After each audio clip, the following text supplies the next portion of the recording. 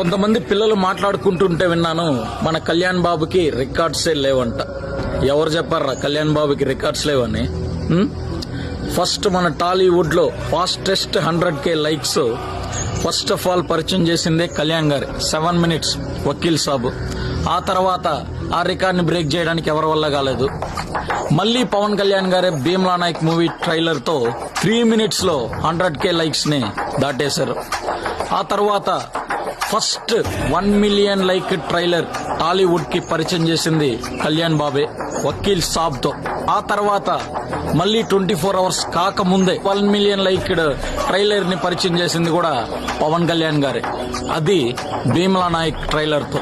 Pure domination of Kalyan Babu in Tollywood.